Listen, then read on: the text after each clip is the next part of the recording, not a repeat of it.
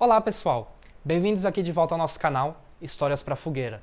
Nosso canal de mitos, mitologia, simbologia, um pouquinho de literatura, um pouquinho de história, filosofia, sociologia e cultura popular. Ainda que eu estou devendo bastante os vídeos de cultura popular para vocês.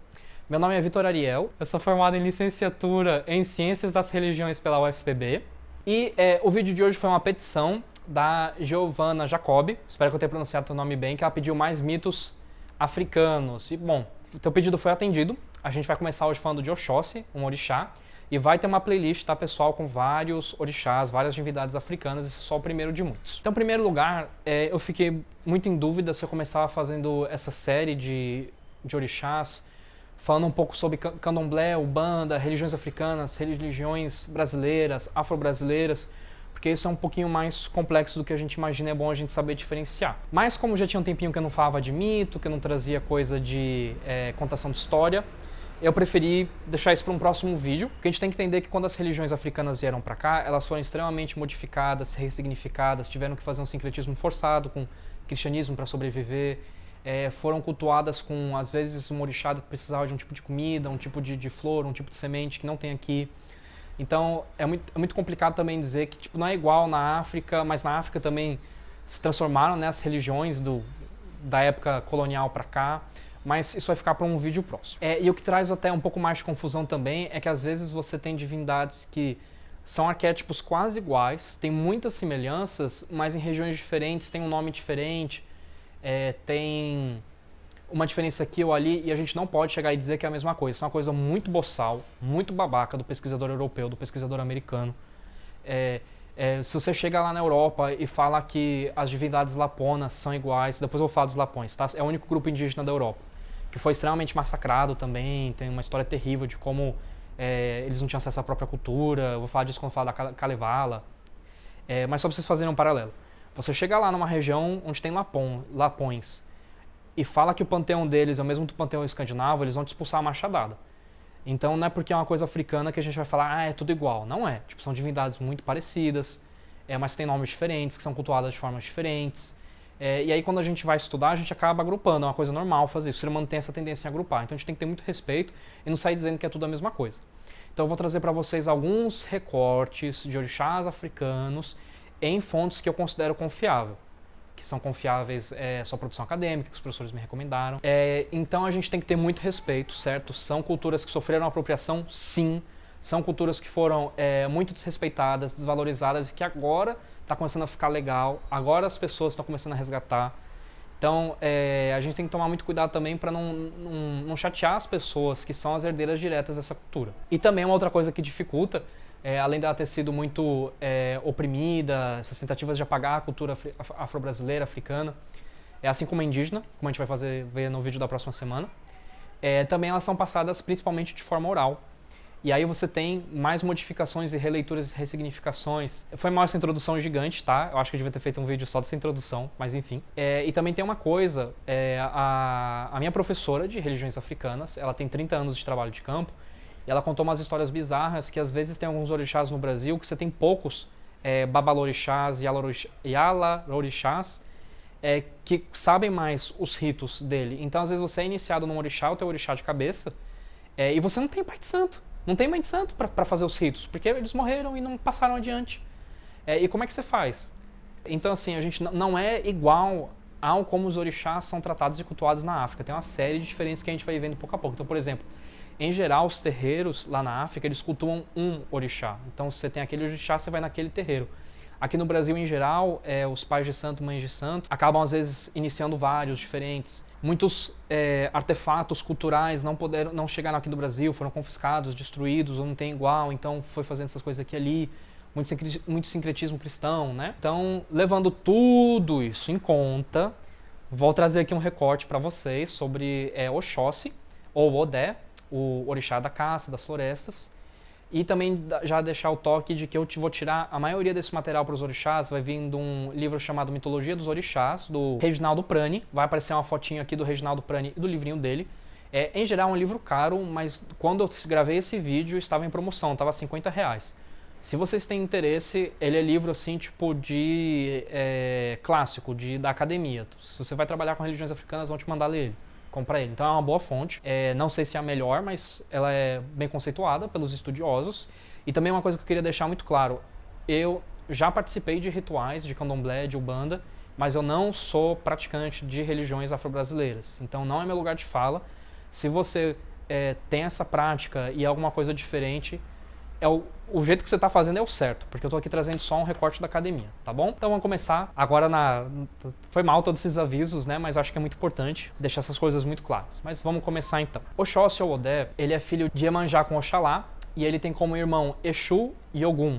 E analisando as histórias que a gente tem sobre o Oxóssi, elas são algumas histórias de origem, de como ele ganhou os títulos dele, de como ele virou orixá. Então você analisando assim as histórias do Oxóssi, pelo menos as que eu tive acesso, você tem 3 tipos. Uma que conta como ele ganhou títulos, como ele ficou conhecido, como ele virou orixá. Outras é dele fazendo coisas boas para o povo e outras ele infringindo tabus. Então eu peguei algumas de cada para trazer para vocês para a gente entender um pouco dele.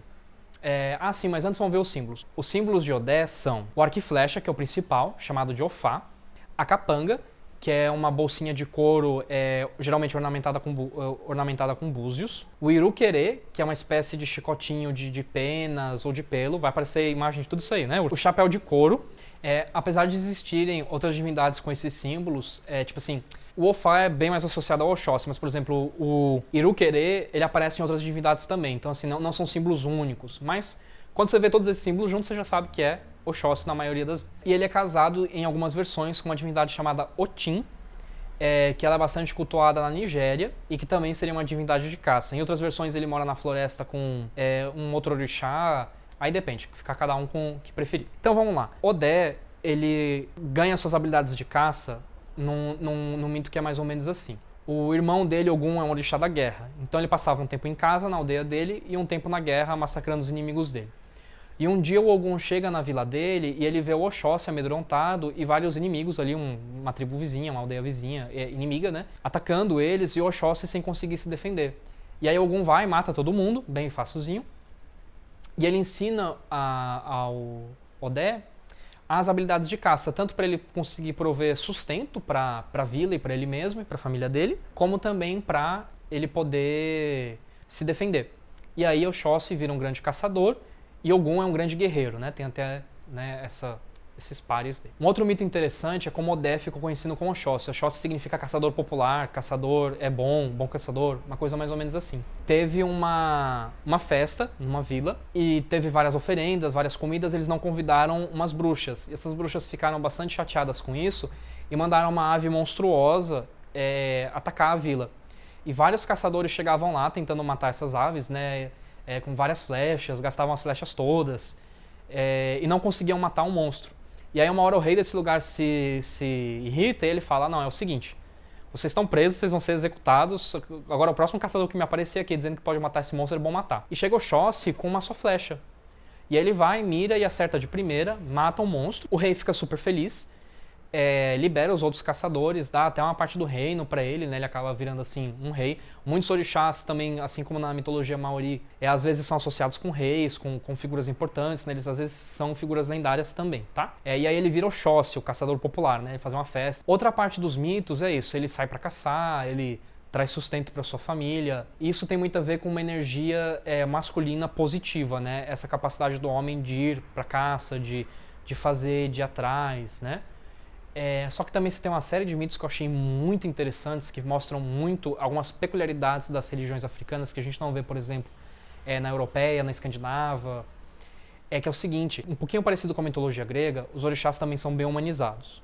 Geralmente eles são humanos que viram deuses ou têm muitas características humanas. E além disso, assim como na mitologia grega, eles não podem deixar de cumprir certos tabus, certas restrições, eles têm que respeitar o domínio dos outros orixás, senão eles brigam. E as brigas costumam ser feias. Então, mesmo Oxóssi, um caçador, guerreiro, viril, existem dias que ele não pode caçar, porque é tabu caçar nesse dia. E nas religiões africanas, pelo menos no candomblé e na umbanda, você tem uma série de restrições. Tipo, tem dias que você não pode comer algumas coisas, tem dias que você tem que praticar abstinência sexual, você tem uma série também de deveres para com o teu orixá. Sim, pessoal, outro parênteses aqui. Eu prometo que os outros não vão ter tantos parênteses. A terminologia babalorixá, Yalalorixá, mãe de santo, pai de santo, chamar de orixá. É bronca isso, é tretoso. Algumas pessoas dizem que não tem problema, já que teve esse sincretismo, quer queira, quer não.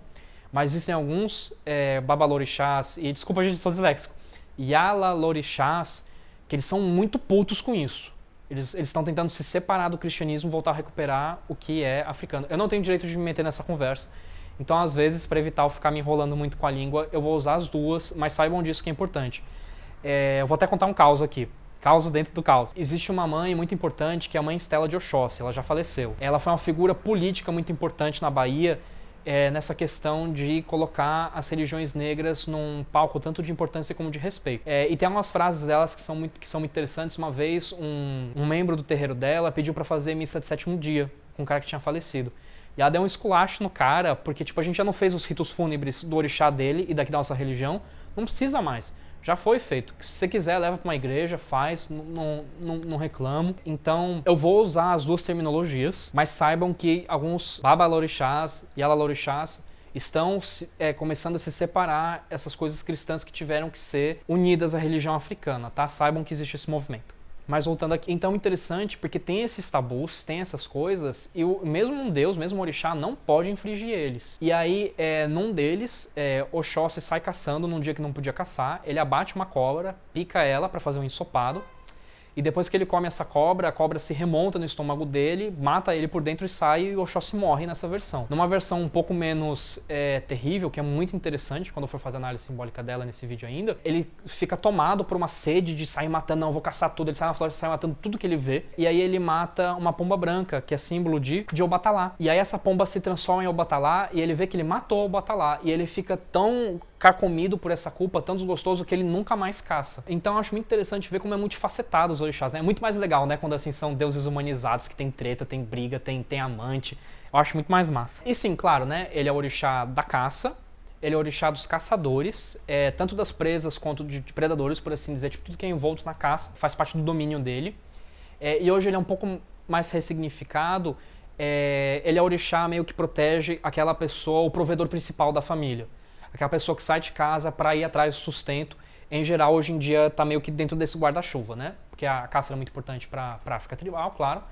Mas hoje em dia tem um pouco essa ressignificação. E ele é considerado muito ágil, muito astuto, muito rápido, muito certeiro, né? Um bom olhar, todas as habilidades necessárias para ser um caçador de sucesso. E falando um pouco da simbologia dele, né? O chapéu, os outros símbolos, eles são mais comuns a outros orixás. Mas o Ofai, vai aparecer aqui as imagenzinhas, eu acho muito interessante analisar. Em primeiro lugar, é um símbolo que lá no Ricardo Brenan tem bastante, em especial na parte das cerâmicas, o artista gostava bastante. Ele é um símbolo muito fálico, muito masculino, né? Você vê que a seta, ele geralmente é representado para cima, certo? Ele não é representado com um arco e flecha normal. Isso é extremamente fálico, né? Uma lança, é um pilar, em estado de ereção. E quando você tem o arco, que é como se fosse uma cuia, que é um símbolo feminino, um útero, uma vagina, um ventre, você vê que ele não está, por assim dizer, harmônico, um respeitando o espaço do outro. A flecha parece passando disso. Então você vê claramente que ele está representando uma energia masculina no seu apogeu, no seu no seu máximo, desculpem. A flecha está quase saindo já. E é um extremo, porque quando a energia masculina começa a ficar descontrolada, você começa a ter a parte destrutiva dela, por assim dizer. Que é vista nesses mitos do Oxóssi caçando em dias tabu, ou abatendo animais que não podem ser abatidos. Mas por outro lado, sem essa agressividade, lembrando que a agressividade nem sempre é violência, você não tem o sustento, você não tem a comida. Então é uma coisa que é necessária na sua dosagem correta. Eu vou fazer uma coisa muito doida. Eu vou em breve fazer um vídeo sobre taoísmo e eu vou mostrar os 5 elementos, que é uma péssima tradução, uma cagada da bexiga. Não são os 5 elementos, são as 5 fases da energia e vocês vão ver como aparece isso também. A gente vai pegar uma coisa da China com uma coisa africana e vai ver que bate. Meu Deus, é o inconsciente coletivo de Jung. É um símbolo fantástico, o Ofá, assim, para ser analisado, dá para fazer muito trabalho com ele. Os outros símbolos já não creio que são assim, tão idiosincráticos do Oxóssi. Então acho que é isso, pessoal. Acho que eu falei o principal, teve bastante imagem para ajudar vocês a se guiarem. Teremos sim mais mitos dos orixás. Vai ter uma playlist só deles no canal. Só não vou fazer seguido. E também eu acho muito interessante porque a gente vê algumas peculiaridades das religiões africanas, nessa questão do tabu, essa questão que até os orixás têm que respeitar, né? essas dedicações e tal. A gente tem que lembrar também que as religiões africanas, elas têm rituais que são abertos, né, que você pode participar, né? São Cosme e São Damião, acho que é um dos mais famosos. Tem algumas festas que todo mundo pode participar, mas é uma religião iniciática, é uma religião de segredos. Existem rituais que são privados. Eu nunca vou poder falar, a não ser que eu pague alguém para ir ver, uma coisa assim, fazer uma coisa injusta. Mas é uma religião que você tem que se iniciar nela e as iniciações demoram anos. Às vezes, para você chegar no final do teu caminho, são 7, 10, 15 anos. Como eu falei, inclusive, se você tiver azar teu pai de santo morrer, você tem que achar outro, mas às vezes ele não tem aquele orixá. É um mundo assim muito interessante, muito legal, e ele vai ser sim aqui abordado no canal. Então, se vocês gostaram do conteúdo, deixa aquele like, se inscreve, comenta aí para ajudar o algoritmo do YouTube, ativa o sininho para não perder mais nenhum vídeo, e bom final de domingo para vocês, até semana que vem. Tchau, tchau.